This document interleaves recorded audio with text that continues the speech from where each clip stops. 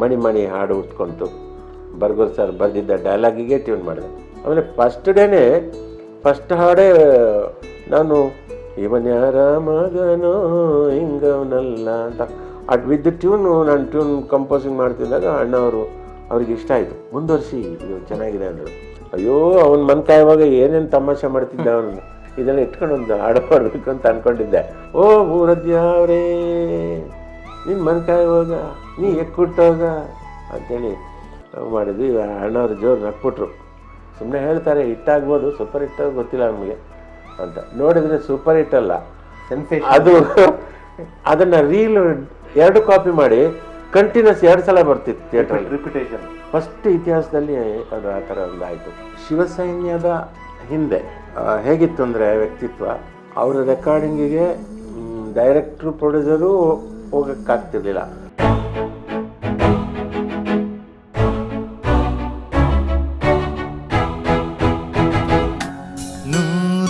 ನೂರೊಂದು ನೆನಪು. ಎಸ್, ಇವಾಗ ಈ ದೊಡ್ಡ ಮನೆಗೆ ತಾವು ಬಂದಂತ ಗಳಿಗೆ ಚೆನ್ನ ಅವ್ರು ಬಂದರು, ನಿಮ್ಮನ್ನ ಕರೆದ್ರು. ನಾನು ಈಗ ಭಕ್ತಿಗೀತೆ ಒಂದು 4 ಆಲ್ಬಮ್ ಆಗಿತ್ತು, ಅಣ್ಣವ್ರ ಜೊತೆ ರೆಕಾರ್ಡಿಂಗ್ ಎಲ್ಲ ಆಗಿತ್ತು. ಈ ಸಿನಿಮಾ ಹಾಡು ಸ್ವಲ್ಪ ಹೆಂಗೆ ಸಿನಿಮಾಕ್ಕೆ ಅವ್ರ ಜೊತೆ ದೊಡ್ಡ ದೊಡ್ಡ ಮನುಷ್ಯರೆಲ್ಲ, ರಾಜನ್ ನಾಗೇಂದ್ರ, ಎಂ ರಂಗರಾವ್, ಗುರುಗಳು, Hamsalekha sir, G K Venkatesh ಎಲ್ಲ ಮಾಡಿದ್ರು. ನಾನು ಹೆಂಗೆ ಒಪ್ಸೋದು ಟ್ಯೂನ್ ಅಂತ ಒಂದು ಭಯ ಇತ್ತು. ನಾನು ತಪ್ಸೋಕ್ಕೋಸ್ಕರ ನಾನು ಇಲ್ಲ, ಊರಲ್ಲಿಲ್ಲ, ನಾನು ಉಡುಪಿಗೆ ಹೋಗ್ತಾ ಇದ್ದೀನಿ ಅಂತ.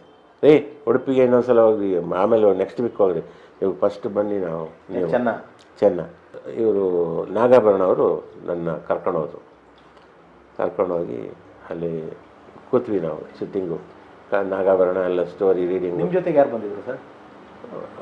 ನಾಗಾಭರಣ ಅವರೊಬ್ಬರೇ, ನಾನೊಬ್ಬನೇ. ಶಾಸ್ತ್ರಿ ಇರಲಿಲ್ಲ. ಆಮೇಲೆ ಮಾರನೇ ದಿನ ಕಂಪೋಸಿಂಗ್ ಕೂತ್ಕೊಳ್ಳೋವಾಗ ಶಾಸ್ತ್ರಿನ ಕರ್ಕೊಂಡೋದೆ. ನಾಗಾಭರಣ ಅವರೇನು ಅಲ್ಲಿ ಸ್ಟೋರಿ ಡಿಸ್ಕಸ್ ಮಾಡಿದ್ರೆ ಬರ್ಗೂರು ಸರ್ ಇದ್ದರು, ಅಣ್ಣ ಅವರು, ವರದಣ್ಣ, ಭರಣ ಸರ್. ಆಮೇಲೆ ಅವ್ರು ನನ್ನ ಭರಣ ಸರ್ ಮನೆ ಕರ್ಕೊಂಡೋಗಿ ನಾನು ಫುಲ್ಲು ಎಲ್ಲೆಲ್ಲಿ ಸಿಚುವೇಶನ್ ಅಂತೆಲ್ಲ ಹೇಳ್ತೀನಿ ಅಂತೇಳಿ ಒಂದು ಸ್ಟೋರಿ ಎಲ್ಲ ಹೇಳಿ ಒಂದು 7 ಕಡೆ ಹೇಳಿದರು. ಆವಾಗ ನಾನು ಒಂದು 12 ಕಡೆ ಸಿಚುವೇಶನ್ ಮಾರ್ಕ್ ಮಾಡಿಕೊಂಡೆ. ಅದಕ್ಕೆ ಭರಣವ್ರು ಹೇಳಿದ್ರು, ಏನು ರೀ ನಿಮ್ಮ ಸಾಂಗೇ ಮಾಡ್ಬೇಕಾ ನಾವು, ಡೈಲಾಗ್ ಮಾಡೋದು ಬೇಡ, ಆಗಲ್ಲ, 12 ಇಲ್ಲ 7 ಹಾಡು ಅಷ್ಟೇ ಅಂತ ಸ್ಯಾಂಕ್ಷನ್ ಮಾಡಿದ್ರು. ಆಮೇಲೆ ಬರ್ತಾ ಅದು ಆ ಸ್ಕ್ರಿಪ್ಟು ಹಿಂಗೆ ನೋಡ್ತಾ ಮಣಿ ಮಣಿ ಹಾಡು ಉಟ್ಕೊಂತು ಬರ್ಗೂರು ಸರ್ ಬರೆದಿದ್ದ ಡೈಲಾಗಿಗೆ ಟ್ಯೂನ್ ಮಾಡಿದೆ. ಸೊ ನನಗೆ ಅನಂತರದ ಒಂದು ಪಾಠ, ನಮ್ಮದೇ ತರಲೆ ನನ್ನ ಮಗದ್ದೊಂದು ಎಕ್ಸ್ಪೀರಿಯೆನ್ಸು, ಅಂದರೆ ಹಾಡು ಸಂಭಾಷಣೆಯೇ ಹಾಡು ಮಾಡೋದು, ಆ ಒಂದು ಇದಿತ್ತಲ್ಲ, ಒಂದು ಹಿಂದಿನ ಒಂದು ಪೀಠಿಕೆ ಇತ್ತು ನೋಡಿ, ಅನುಭವ. ಸೊ ಅದು ಈ ಇದಕ್ಕೆ ಮಣಿ ಬರೆಯೋದಕ್ಕೆಲ್ಲ ಕಂಪೋಸ್ ಮಾಡೋದಕ್ಕೆ ಹೆಲ್ಪ್ ಆಯಿತು. ಆ ಡೈಲಾಗ್ ತುಂಬ ಚೆನ್ನಾಗಿ ಬರೆದಿದ್ರು ಬರ್ಗೂರು ಸರ್. ಸೊ ಅದಕ್ಕೆ ಟ್ಯೂನ್ ಮಾಡಿ ಇದಾಯ್ತು ಅದು. ಆಮೇಲೆ ಫಸ್ಟ್ ಡೇನೇ ಫಸ್ಟ್ ಹಾಡೇ ನಾನು ಇವನ್ಯಾರ ಮಗನೋ ಹಿಂಗವನಲ್ಲ ಅಂತ ಅದು ವಿತ್ ಟ್ಯೂನು ನಾನು ಟ್ಯೂನ್ ಕಂಪೋಸಿಂಗ್ ಮಾಡ್ತಿದ್ದಾಗ ಅಣ್ಣವರು ಅವ್ರಿಗೆ ಇಷ್ಟ ಆಯಿತು, ಮುಂದುವರಿಸಿ ಇದು ಚೆನ್ನಾಗಿದೆ ಅಂದರು. ನಾನು ಇನ್ನೊಂದು ಟ್ಯೂನ್ ಕೊಟ್ಟರೆ ಅವ್ರು ತೊಗೊಳ್ಳಿಲ್ಲ, ಬೇಡ ಅದು ಚೆನ್ನಾಗಿದೆ ಅಂದರು. ನಾವೆಲ್ಲ ಜನ್ಮ ಜೋಡಿ ಫಸ್ಟ್ ಕಂಪೋಸ್ ಆಗಿ ಸಾಂಗ್ಗೆ ಇವನ್ಯಾರ ಮಗನೋ first day first tune okay ಆಯಿತು. ಆವಾಗ ಹೇಳಿದರು, ನಾವು ನಮ್ಮ ಸಂಸ್ಥೆಯಲ್ಲಿ ಇನ್ನೊಂದು ಕೇಳಲ್ಲ, ಒಂದು ಇಷ್ಟ ಆದರೆ ಇನ್ನೊಂದು ಕೇಳಲ್ಲ, ಒಂದು ಇಷ್ಟ ಆಗಿಲ್ಲ ಅಂದರೆ ಇನ್ನೊಂದು ಮಾಡೋದಕ್ಕೆ ಬಿಡ್ತೀವಿ ಅಂತ ಹೇಳಿದರು. ಸೊ ಒಂದೊಂದೇ ಆಗ್ತಾ ಹೋಯ್ತು ಅದು. ನಿಮ್ಮ ಆ ಸಾಂಗು ಇವನ್ಯಾರ ಮಗನೋ, ನೀವು ಎಲ್ಲ ಸಾಂಗ್ಗಳಲ್ಲೂ ಅದ್ರದ್ದು BGM ಪ್ರಯೋಗ ಮಾಡಿದ್ರೆ. ಹೋಳು ಮಂಡೆನಲ್ಲೂ ಇವನ್ಯಾರ ಮಗನೋ BGM ಬರುತ್ತೆ, ಜನುಮದ ಜೋಡಿ ನೀನಲ್ಲೂ ಅದ್ರದ್ದು ಪ್ರಯೋಗಗಳು ಬರುತ್ತೆ, ಸಿಗ್ನೇಚರ್. ಅದನ್ನ ಬ್ಯೂಟಿಫುಲ್ ಆಗಿ ಬ್ಲೆಂಡ್ ಮಾಡಿದ್ದೀರ ಆ ಮ್ಯೂಸಿಕ್ ನ ಜುಮ್ ಅಂತದ ಆ ಪೋರ್ಷನ್ಸ್ ಬಂದಾಗ ಅದು. ಅಂಡ್ ವರದಪ್ಪಣ್ಣ ಕೊಟ್ಟಿದ್ದ ಲೈನ್ ಅಂತೆ, ದೇಹವೆಂದರೆ ಓ ಮನುಜ, ಅದೇ ಹೆಂಗೆ ಸರ್? ಆ ಸಾಂಗ್ ಬರೆಯೋಕ್ಕೆ ಫಸ್ಟು ಟ್ಯೂನ್ ಎಲ್ಲ ಆಯಿತು. ಟ್ಯೂನ್ ಎಲ್ಲ ಆದಮೇಲೆ ದೊಡ್ಡರಂಗೇಗೌಡರಿಗೂ ಕೊಟ್ಟರು, ಆಮೇಲೆ ಬಂಗಿರಂಗ ಅವರಿಗೂ ಕೊಟ್ಟರು. ಇನ್ನೂ ಚೆನ್ನಾಗಿ ಬರಬೇಕಾಯಿತು. ಬರ್ಗೂರು ಸರ್ ಬರೆದ್ರು ಸ್ವಲ್ಪ ಬಂಡಾಯ ಸ್ಟೈಲಲ್ಲಿ ಬರೆದ್ರು ಅವರು. ಸೊ ಇದು ಸ್ವಲ್ಪ ಭಕ್ತಿ ಸ್ಟೈಲಲ್ಲಿ ಬರಬೇಕು, ಅಂತ ಏನು ಮಾಡಿದ್ರು, ವರದಣ್ಣ ನನ್ನ ಹತ್ರ ಬಂದರು. ಮನೋಹರ್, ಇದೊಂದು ಲೈನು ಹೇಗಿದೆ ನೋಡಿ ಅಂತ. ದೇಹವೆಂದರೆ ಓ ಮನುಜ, ಮೂಳೆ ಮಾಂಸದ ತಡಿಕೆ ನಿಜ ಅಂದರು. ನಾನು ಹೇಳಿದೆ, ಚೆನ್ನಾಗಿದೆ, ಇದು ಚೆನ್ನಾಗಿದೆ, ನಿಮಗೆ ಇಷ್ಟ ಆಯಿತಾ ಅಂದರು. ಚೆನ್ನಾಗಿದೆ ಅಣ್ಣ, ಇದು ಚೆನ್ನಾಗಿದೆ, ಒಳ್ಳೆ ಫಿಲಾಸಫಿ ಇದು, ಹಾಗಾದರೆ ಮುಂದುವರಿಸಿ ಅಂದರು. ಸೊ ನನಗೆ ನೋಡಿ, ವರದಣ್ಣವರ ಗುಣ ಎಂತೆಂಥವ್ರ ನೋಡಿದವರು ಅವರು, Chi Udayashankar, R N G Gopal. ಆದರೆ ಈ ಒಂದು ಸಾಲು ಕೇಳಿ ನಿಮಗೆ ಇಷ್ಟ ಆಯಿತಾ ಅಂತ ಕೇಳೋದಿದೆಯಲ್ಲ, ನಾನು ಚಿಕ್ಕವನು, ವಯಸ್ಸಲ್ಲೂ ಚಿಕ್ಕವನು, ಅನುಭವದಲ್ಲೂ ಚಿಕ್ಕವನೇ ಅಲ್ಲ. ಆ ಒಂದು ಅವ್ರದ್ದು ದೊಡ್ಡ ಗುಣ ಅದು. ಆ ಲೈನ್ ಕೊಟ್ಟರಲ್ಲ ನನಗೆ, ಅದೇ ನನಗೆ ಸ್ಫೂರ್ತಿ ಆಯಿತು. ಫುಲ್ ನಾನು ಬರೆದು ಆಮೇಲೆ ಹಾಡಾಯ್ತದು.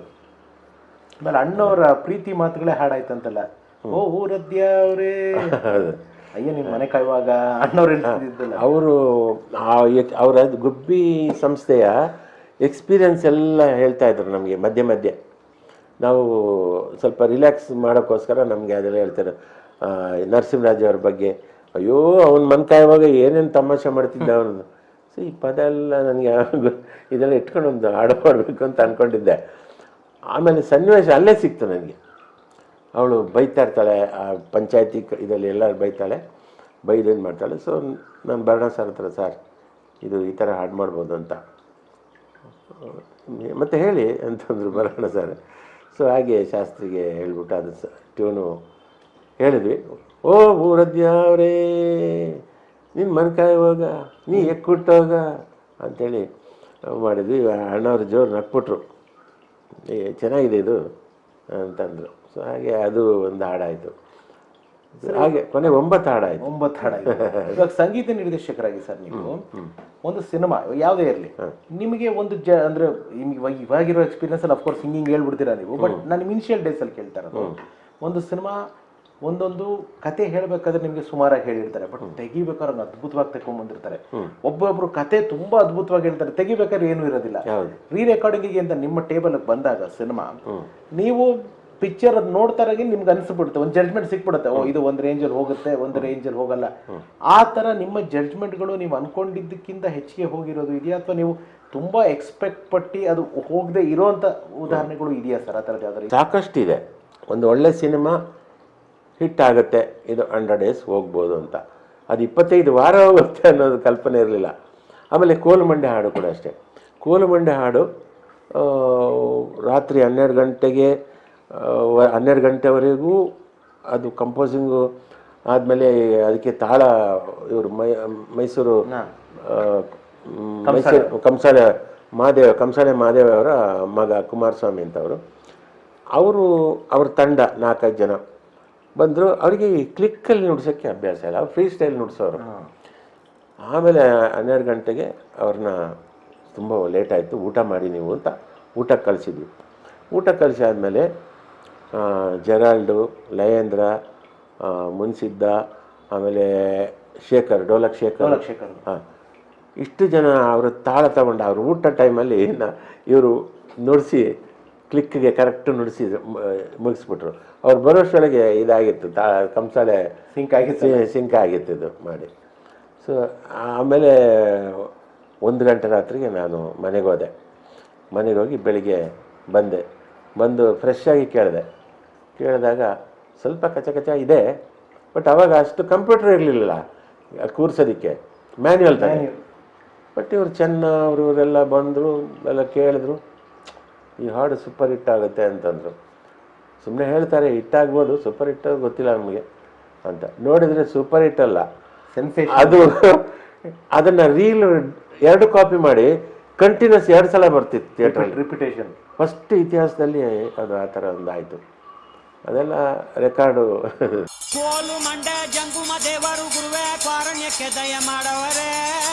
ಸಾಹಿತ್ಯವಾಗಿ ನೀವು ಇನ್ನಷ್ಟು ಅಂದರೆ ಭಾಳ ದಿಗ್ಗಜರ ಜೊತೆ ಕೆಲಸ ಮಾಡಿದ್ದೀರಾ. ಹಂಸಲೇಖ ಅವ್ರ ಹತ್ರ ಆಲ್ರೆಡಿ ಕೆಲಸ ಮಾಡಿದ್ರಿ. ಇಳಿಯರಾಜ ಹಾಗೂ ನಿಮ್ಮ ಅವರ ಒಂದು ಶಿವಸೈನ್ಯಕ್ಕೆ ಬರೋದ್ರಿ ಅಂತ ಕಾಣುತ್ತೆ. First ಶಿವಸೈನ್ಯ.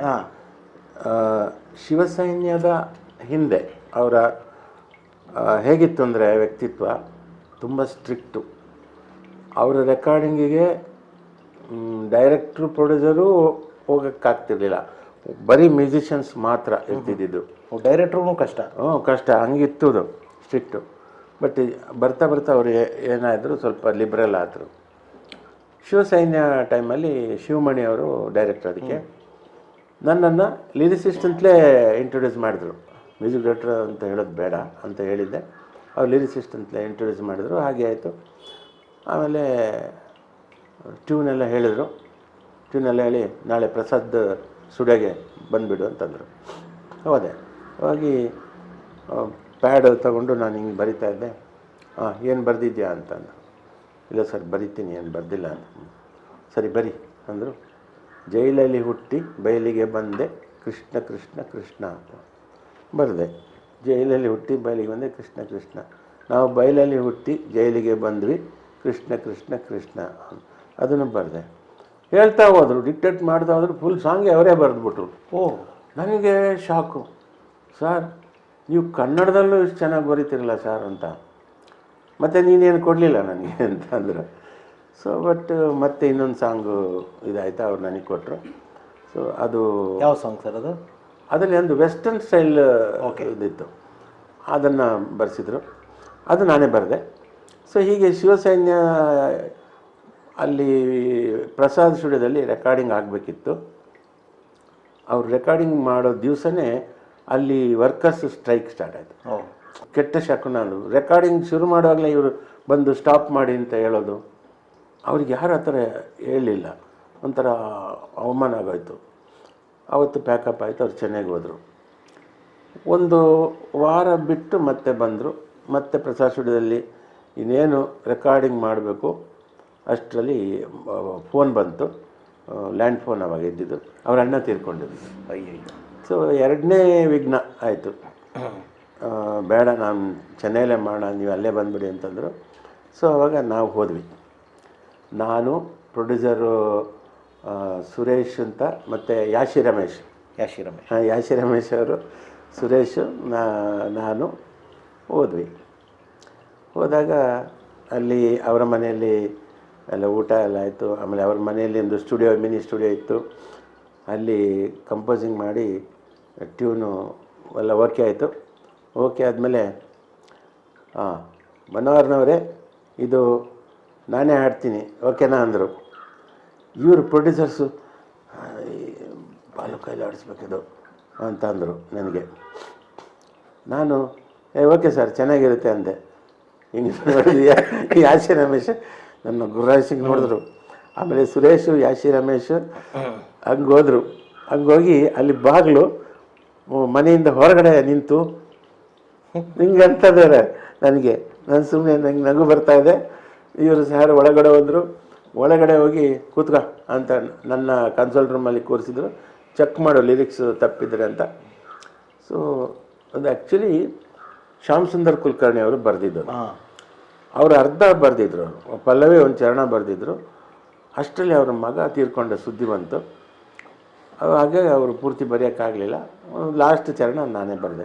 But first Pallavi Chikkamagaluru ಓ ಚಿಕ್ಕಮಲ್ಲಿಗೆ ಅಕ್ಕರೆಯ ಮಾತು ಒಂದೇಳು ಮೆಲ್ಲಗೆ ಲಕ್ಕಿ ಲಕ್ಕುಮಿಯೋ ರಂಬೆ ನಿನ್ನ ಮಮ್ಮಿಯೋ ನಾನ ಅದು. ಈ ಪಲ್ಲವಿ ಪೂರ್ತಿ ಇಳಯರಾಜ ಅವರೇ ಬರೆದಿದ್ದು. ಇಷ್ಟು ನನಗೆ ಒಂಥರ ಥ್ರಿಲ್ ಆಯಿತು. ಅವ್ರು ಆ್ಯಕ್ಚುಲಿ ಬೇಸಿಕಲಿ ಅವ್ರ ಮನೆ ಮಾತು ತಮಿಳು. ಆದರೆ ಅವರು JKV ಜೊತೆ ಇದ್ದು, ಆಮೇಲೆ ಇಲ್ಲಿ BK ಸುಮಿತ್ರಾ ಅವರು, ಕಸ್ತೂರಿ ಶಂಕರ್ ಇವರಿಗೆಲ್ಲ ಅವರು ಗಿಟಾರ್ ನುಡಿಸಿದ್ರು. ಅಲ್ಲೆಲ್ಲ ಮಾತಾಡ್ತಾ ಕನ್ನಡ ಕಲಿತು ಕನ್ನಡದಲ್ಲೇ ಚೆನ್ನಾಗಿ ಮಾತಾಡೋರು. ಮತ್ತು ಕನ್ನಡದಲ್ಲಿ ಮಾತಾಡಿದ್ರು ಕೂಡ ಹಾಡು ಬರೆಯೋಷ್ಟು ತಾಕತ್ ಬೇಕಲ್ಲ. ಹಾಡೂ ಬರೆದ್ರು. ಜೈಲಲ್ಲಿ ಹುಟ್ಟಿ ಬಯಲಿಗೆ ಬಂದು ಕೃಷ್ಣ ಕೃಷ್ಣ ಬರೆದ್ರು. ಚಿಕ್ಕಮಗಳೂರಲ್ಲಿ ನಂಗೆ ಒಂಥರ ಖುಷಿ ಆಯಿತು. ಎಲ್ಲ ರೆಕಾರ್ಡಿಂಗ್ ಆಯಿತು. ರೆಕಾರ್ಡಿಂಗ್ ಆದಮೇಲೆ ಈ ಪ್ರೊಡ್ಯೂಸರ್ನ ಕರೆಸಿ ಅಂದರು. ಸುರೇಶ್ ಮತ್ತು ಯಾಶಿ ರಮೇಶನ ಬರೋಕ್ಕೆ ಹೇಳಿದೆ. ಕೇಳಬೇಕಂತೆ ಸಾಂಗು. ರೀ ಬಕೆಟ್ ಹಿಡಿತೀರ ನೀವು ಮತ್ತು ಹೇಳಿದ್ದೇನೋ ಬಾಲು ಕೈಯಲ್ಲಿ ಆಡಿಸ್ಬೇಕು ಅಂತ. ರೀ ಏನು ಮಾಡೋಕ್ಕಾಗಲ್ಲ, ಅವ್ರು ಚೆನ್ನಾಗಿ ಅವ್ರದ್ದು ಒಂದು ವಾಯ್ಸ್ ಡಿಫ್ರೆಂಟ್ ವಾಯ್ಸು ಅಂತ ಕೇಳಿದ ಮೇಲೆ ಅವರು ಕನ್ವಿನ್ಸ್ ಆದರು. ಇಷ್ಟ ಆಯಿತು, ಎಲ್ಲ ಆಯಿತು. ಆಮೇಲೆ ನಾವು ಬಂದ್ವಿ. ಮತ್ತೆ ಹೇಳಿದ್ರು ಇದು ನವರಾತ್ರಿಗೆ ಬರಬೇಕು ನೀವೆಲ್ಲ ಅಂತ. ನವರಾತ್ರಿಗೆ ನಾವು ಹಬ್ಬಕ್ಕೆ ಅಂತ ಇಳಯರಾಜವ್ರ ಮನೆಗೆ ಹೋದ್ವಿ. ಅಥವಾ ಇದೇ ಕಂಟಿನ್ಯೂಸ್ ಅದೇ ಟೈಮಲ್ಲಿ ಇರಬೇಕು. ಇದು ನಾವು ವಾಪಸ್ ಬಂದಿರಲಿಲ್ಲ.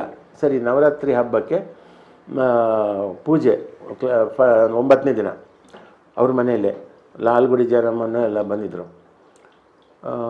ಯಾಶಿ ರಮೇಶು, ನಾನು, ಸುರೇಶು ಒಂದು 7 ಗಂಟೆಗೆ ಊಟಕ್ಕೆ ಅಂತ ಕರೆದ್ರು. ಊಟಕ್ಕೆ ಕೂತ್ವಿ.